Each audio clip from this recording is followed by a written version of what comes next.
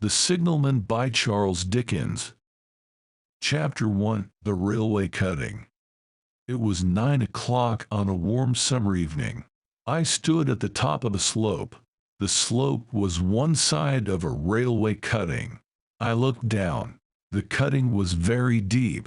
There were two railway tracks at the bottom of the cutting. I looked to the right towards London. The railway tracks disappeared into a tunnel. It was a long tunnel through a large hill. The entrance to the tunnel was dark. Then I looked to the left towards Dover. The railway tracks were straight for many miles. I did not see any trains on the tracks. I looked down into the cutting again. There was a signal box at the bottom of the cutting. The signal box was a small wooden building. Its floor was 4 feet above the ground. The signal box was next to the railway tracks, and it was 50 feet from the entrance to the tunnel. A signalman was standing by the metal tracks. He was standing outside the signal box. He was holding a red flag. The flag was a piece of red cloth on a long wooden handle. There was another flag on a tall metal pole near the tunnel entrance. That flag was white. There were also 2 lamps on the ground, near the pole. The lamps were not lit. A metal ladder was fixed to the pole. The signalman walked to the pole, and he lit one of the lamps. He climbed the ladder, and he took the white flag from the pole. Then he put the red flag on the pole, and he put the lamp under the flag. The light from the flag was red. The signalman climbed down the ladder, and he lit the other lamp. The light from this lamp was white. The man held up the lamp and he looked around. Then he started to walk back to the signal box. I shouted down to him. The signalman heard my voice, but he did not look up at me. He turned round and he looked towards the tunnel. I was surprised. I was above him, at the top of the cutting. Why was the signalman looking towards the tunnel? The man turned round again, and I saw his face. He was frightened. Why was the signalman frightened? I shouted again, "Hello, hello." At last, the signalman looked up at me. "I want to talk to you." "I should. Is there a path into this cutting?" The signalman looked at me, but he did not reply. Suddenly, the ground started to shake. There was a loud noise and a big train came out of the tunnel. Clouds of white smoke came up from the cutting. Then the smoke disappeared, and I saw the train again. It was far away. It was going to Dover. The signalman was walking towards the tunnel. I shouted my question again. "Hello, hello. Is there a path into the cutting?"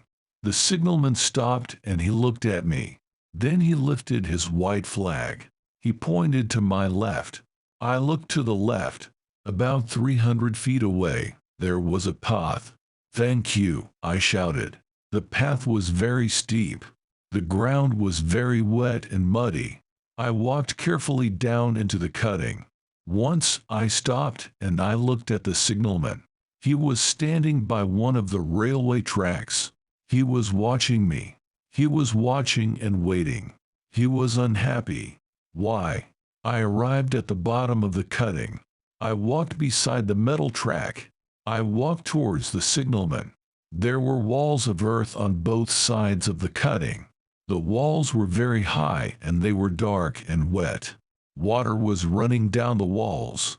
I looked up and I saw a small piece of sky. The sky was orange and red. The sun was going down at the end of the day, but the sun was not shining into the cutting. In front of me was the dark entrance to the long tunnel. A cold wind was blowing through the tunnel. The wind had a cold, dead smell. Suddenly, I was cold. I was very cold. Soon, I was standing beside the signalman. The man had dark hair and a pale face. His beard and eyebrows were thick and black. "Good evening," I said to the signalman. "You work in a lonely place. Do you like visitors?" The man did not reply. I smiled at him. "I will tell you about myself," I said. I worked in an office for 30 years. Now I have retired from work. I don't do any work now. The man did not reply. I'm very interested in railways, I said. I was a boy 60 years ago. There were no trains then, and there were no railway tracks. Now, I'm traveling around England. I'm visiting railways. I want to see the great trains, and I want to see the long tunnels and the great bridges. Men can make wonderful things in this 19th century. The signalman did not speak to me. He was looking at the entrance to the tunnel, and he was looking at the red light next to the entrance. Was he waiting for somebody? Do you take care of the flags and the lights? I asked the man. It was his job. I knew that, but I wanted the man to speak. Yes, I take care of the flags and the lights, he replied quietly. They are the signals. Tell me about the signals, I said. The signalman pointed to the railway track near his feet. This is up line the track to London, he said. Then he pointed to the other track, and that is the down line the track to the Dover. Sometimes a train to London has to wait here, he said. Sometimes there is a train on the down line at the other end of the tunnel. The train to London waits here by the signal pole. The Dover train comes through the tunnel. Then the London train goes on again. Two trains must not be in the tunnel at the same time, sir. Tell me more about your signals, I said. I stop trains with a red flag, said the signalman. A red signal is a warning signal. In the daytime, the train driver sees my red flag on the pole. He stops his train. At nighttime, the driver sees my red lamp on the pole. He stops the train. The white flag and the white light tell the driver go through the tunnel. The driver sees the white flag or the white light and he does not stop his train. I understand, I said. The flags are your daytime signals and the lamps are your nighttime signals. Yes, sir, the man said. That is correct. The signalman's face was pale. His eyes did not move. A strange thought came into my mind. I am talking to a dead man, I thought. Then another thought came into my mind. This man is frightened of me, I thought. Why? You are worried, I said. I smiled at the signalman. Have I frightened you? I was worried, he replied. Have I seen you before? Have I seen you there? He pointed to the signal pole by the tunnel entrance. I looked at the pole and the red light. Dear sir, I have never stood there, I said. I have never been in this railway cutting before. He looked at me carefully. Then he replied, No, you haven't been here before, sir. Suddenly, the signalman was happier. Come into the signal box, sir, he said. It's cold here. I followed him along the railway track. We went up some wooden stairs into the signal box. Chapter 2. In the signal box. Please sit down, sir, the signalman said. A fire was burning in the fireplace, and the small room was warm. I looked around the room. There were 2 chairs and a desk. I sat in one of the chairs. On the desk, there was an electric bell. There was also a telegraph machine. I am very interested in telegraph machines. Telegraph machines bring messages and they send messages. A telegraph machine has a clock face, but there are letters on the face, not numbers. A clock has 2 pointers on its face. They point to the numbers on the face. Somebody can look at the face and read the time, but there is only one point on a telegraph machine. It points to the letters on the face. Somebody can read the letters. The letters make a message. Tell me about your electric bell and your telegraph machine, I said to the man. Who sends messages to you? Who receives messages from you? Electric wires go from the bell and the telegraph in the signal box, the signalman replied. Some wires go to the bell and the telegraph in the signal box at the other end of the tunnel. Some wires go to the signal box at the next station. He pointed towards Dover. I can receive messages from both those signal boxes, he said, and I can send messages to them. I can send and receive bell messages, and I can send and receive telegraph messages. What bell messages do you receive? I asked. The bell rings once, the signalman said. That means there is a message for you. Sometimes I am outside the signal box. I hear the bell and I come in. I wait for a message. The bell messages are simple. Sometimes the bell rings once, then it rings twice, the signalman said. The signalman at the station is saying there is a train on the up line. Heidi has passed my signal box. Soon, Heidi will arrive at your signal box. Then I put a signal on the pole, a white signal. That means go through the tunnel. Sometimes, the bell rings once, then it rings 3 times, he said. The man in the signal box at the other end of the tunnel is saying there is a train on the down line. Soon, Heidi will come through the tunnel. Stop all other trains at your signal box. Then I put my red warning signal on the pole. I put the red flag or the red lamp on the pole. Do you understand? Yes, I said. I understand. I send bell messages too, the signalman said. A train passes my signal box, going to Dover. I press this button. He pointed to a button near the bell. The bell rings in the signal box at the station. The man in that box waits for a message. Then I press the button 3 times. That tells him about the train. Or I press this button, the man said. He pointed to another button. The bell rings in the signal box at the other end of the tunnel.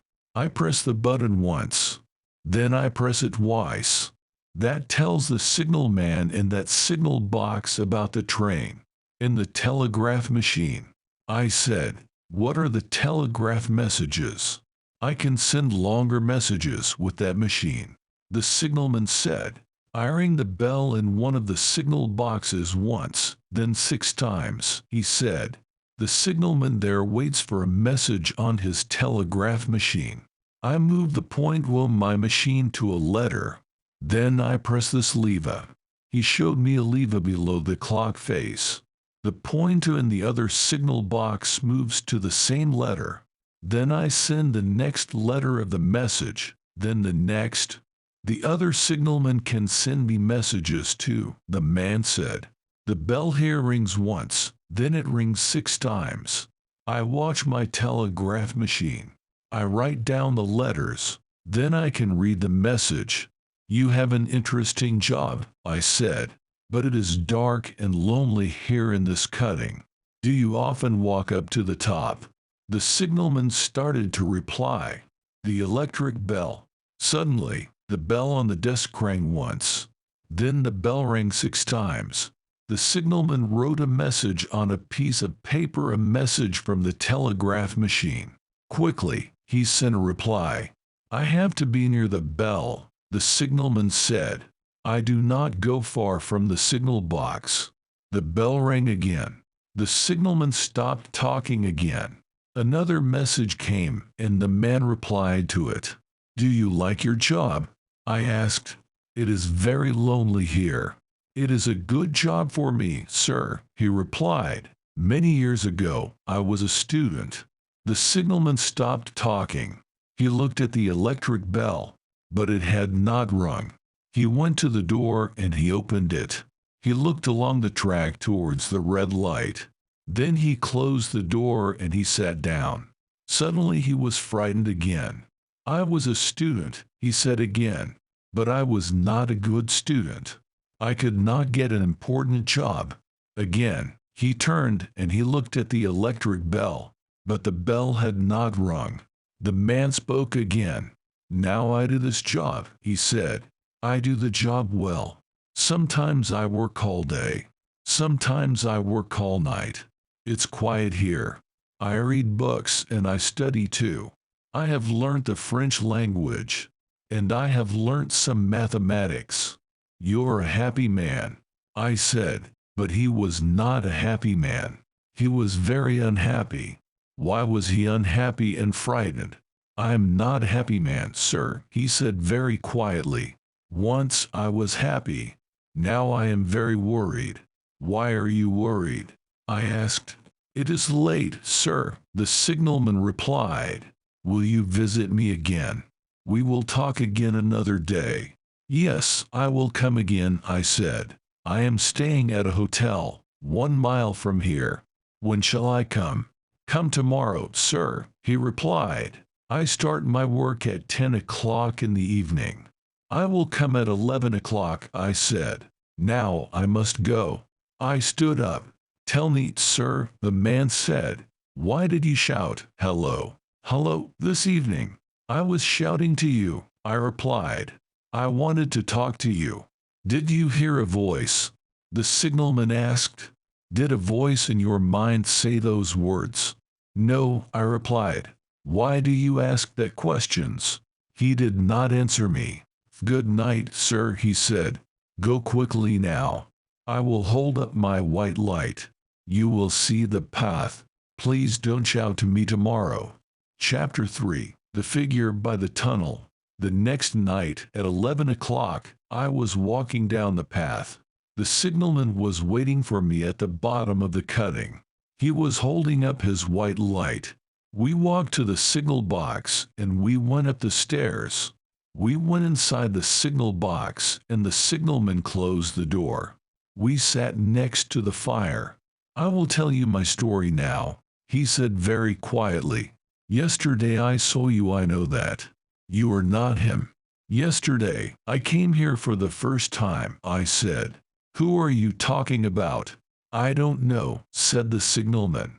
I have never seen his face. Sometimes he puts his hands in front of his face, and sometimes he holds his left arm in front of his face and he waves his right arm. He does this. The signalman put his left arm in front of his face. He moved his right arm from side to side. Frightened people wave their arms, I thought. Then I had another thought. Frightened people wave their arms and they shout. They shout, get out of the way. Please, please, get out of the way.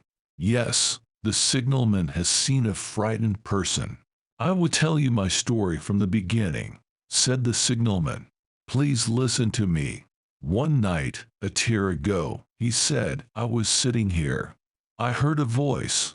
The voice shouted, hello, hello. I got up and I opened the door, said the signalman. Then I saw somebody. A figure was standing near the tunnel. He was standing by the red warning light. He was waving his arm.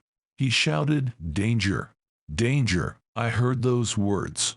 I picked up my white light, sir, the signalman said.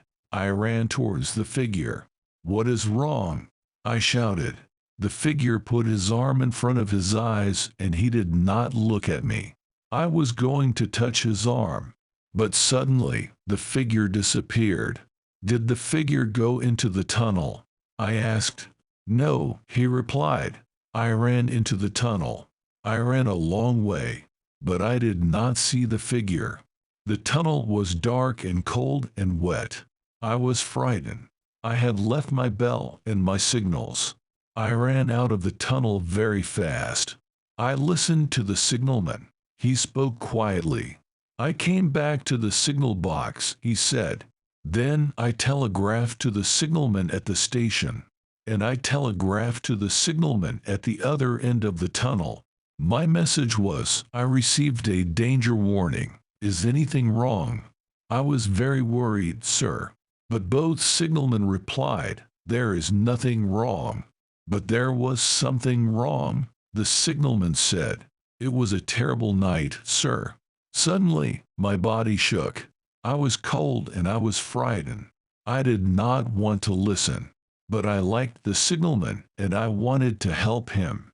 Everybody sees strange things, I said, and everybody hears strange things too. Listen to the wind. The cutting is deep and the tunnel is long. The wind in the tunnel makes strange noises. The wind in this cutting makes noises too. Sir, said the signalman quietly, I have not finished my story. I'm sorry, I said. Please tell me more. The signalman touched my arm. Sir, he said, I saw that figure near the warning light. 6 hours later, there was a terrible accident in the tunnel. The next morning, men were carrying dead people and dying people out of the tunnel. This was a terrible story, but I tried to help the unhappy signalman again. Many strange things happen, I said, and we do not know. Excuse me, sir, said the signalman quickly. I have not finished my story. I'm sorry, I said again. Please tell me more.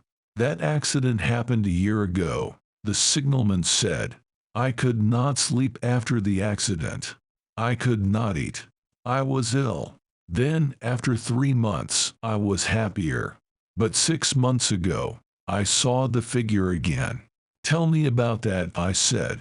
Sir, the man said, I was standing at the door here. He pointed at it. It was early in the morning. The sun was shining into the cutting. I looked towards the dark tunnel, and there was the figure. We were both silent for a moment. Did he shout to you? I asked. No, he was silent, the signalman replied. Did he wave his arm? I asked. No, sir, said the signalman. He stood in the sunlight, and he put both his hands in front of his face. The signalman put his hands in front of his face. He covered his eyes.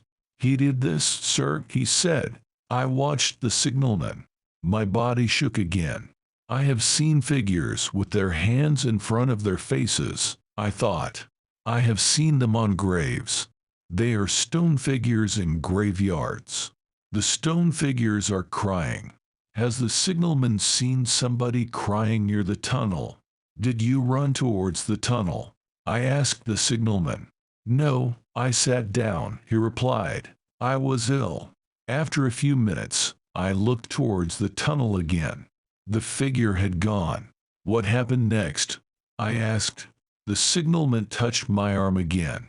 Sir, later that day, a Dover train came out of the tunnel, he said. The people in the last carriage were waving their arms. The train driver was looking back. I waved a flag and he saw me. The train went 500 feet past the signal box. Then it stopped. I ran along the track to the train. A beautiful young lady had died in the last carriage, sir, the signalman said. We carried her body along the track. We brought her body into the signal box. We were both silent for a minute. The wind made strange noises outside. The young woman died 6 months ago, the signalman said at last. Last week, the figure came back. He is a ghost, sir. I know that now. I have seen the ghost many times this week. You have seen the figure again. I said, yes, he replied. I've seen him near the red light. The light is a warning. The ghost is a warning too. What does the figure do now? I asked. He does this, sir, the man said. He waves. The signalman put his left arm in front of his face again. He waves his right arm from side to side. Again I thought, frightened people wave their arms like that. And they shout, get out of the way. Please, please, get out of the way. Is the ghost frightened? Is there a ghost? Is the signalman mad? The ghost comes every day now, said the signalman. Sometimes he shouts to me for many minutes. Hello, hello. Danger, danger. He shouts. He waves to me. He rings my electric bell. He is giving me a warning. Did he ring your bell yesterday evening? I asked. Yes, sir. He rang it twice, said the signalman. You were here, sir. The bell rang twice and you took 2 messages. I said, you replied to them. I said, you replied to them. The bell did not ring again. The ghost rang the bell. replied the signalman. You did not hear it, but I heard it. The ghost rings the bell very quietly. And did the ghost shout to you last night? I asked. Yes, he replied. I opened the door and he was there. He was there.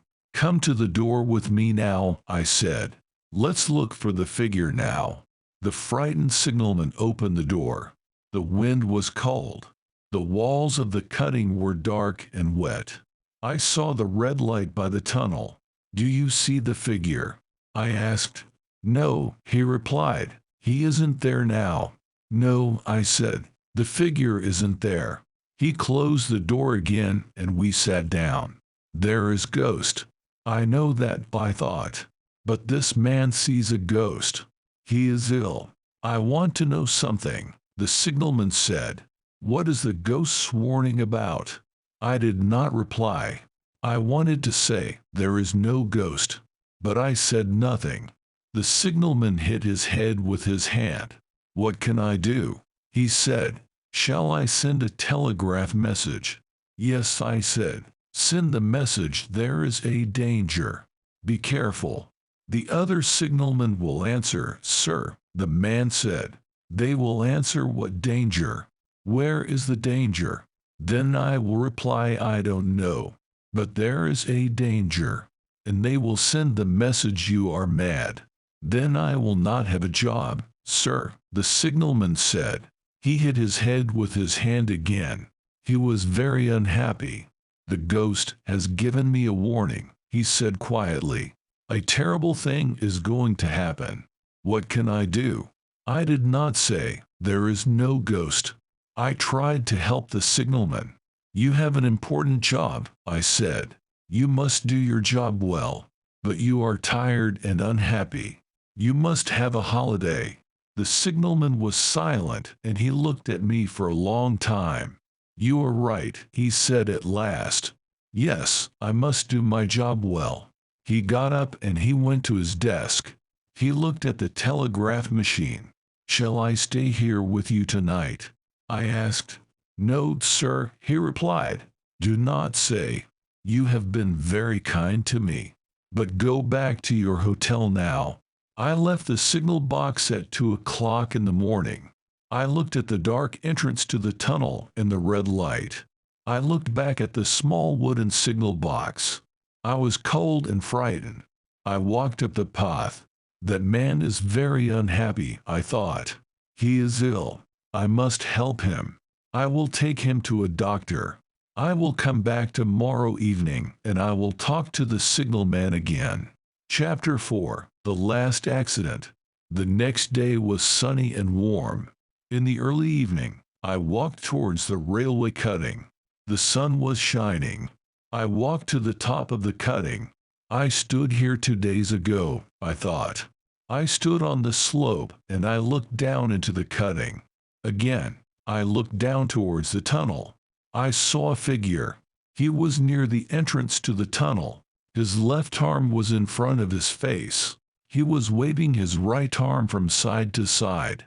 It was horrible. Suddenly, I was cold. My body shook.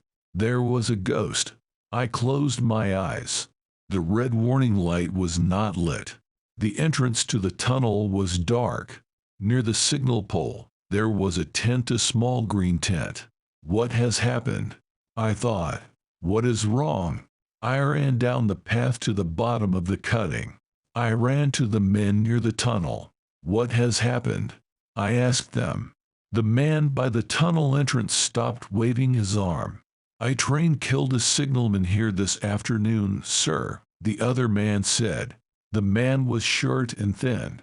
He was wearing a dark coat and a tall hat. Was it the signalman from this signal box? I asked.